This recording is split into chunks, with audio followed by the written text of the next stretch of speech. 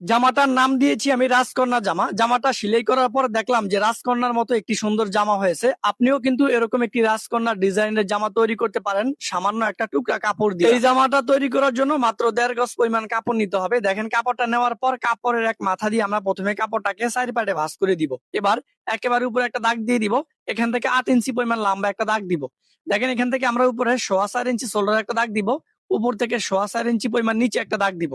এবার এই দাগটা এখান থেকে টেনে সোজা করে দিব। উপর থেকে নিচের দিকে আমরা এইভাবে দাগটা টেনে দিব। এই দাগটা দেওয়ার পর বডিতে আমরা 7 ইঞ্চি একটা দাগ দিব। নিচে আমরা 6.5 ইঞ্চি একটা দাগ দিয়ে উপর থেকে নিচের দিকে একটা দাগ এইভাবে দিয়ে দিব। এরপর এখান থেকে আমরা আরমোলির দাগটা এরকম করে দিয়ে দিব। এবার এখান থেকে আমরা আরমোলির দাগটা এইভাবে রাউন্ড করে এরকম করে দিয়ে দিব। এবার এই দাগ অনুযায়ী জামাটার উপরে পাট কাটিং করব।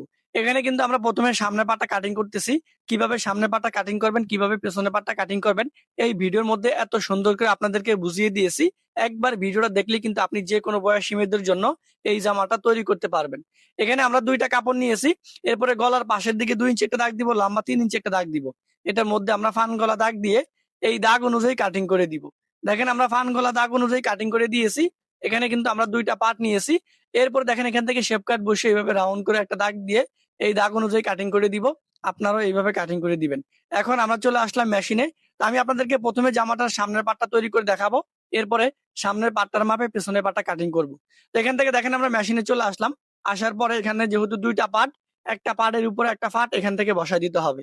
বসাই দিয়া আমাদের উপর থেকে নিচের দিকে সেলাই করে দিতে হবে। একদম সহজভাবে সুন্দরভাবে দেখানোর চেষ্টা করতেছি। দেখেন একটা সেলাই করে দিয়েছি।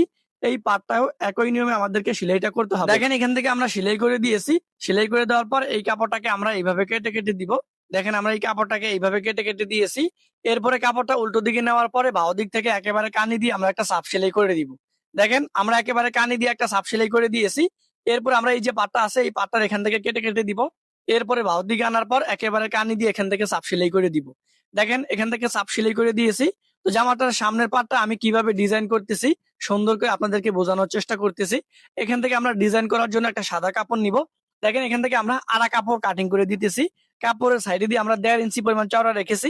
অনেকগুলো কাপড় এখান থেকে নেওয়ার পর একটার সাথে একটা এখানে আমরা জোড়া দিয়ে লম্বা করে দিব। আপনারা কিন্তু এইভাবে জোড়া দিয়ে লম্বা করে দিবেন। দেখেন এখান থেকে আমরা জোড়া দিয়ে লম্বা করে নিয়েছি। আপনারাও এইভাবে জোড়া দিয়ে লম্বা করে দিবেন। এরপরে কাপড়টাকে দুই পাটে ভাঁজ করে কাপড়টা নিচে রাখবেন।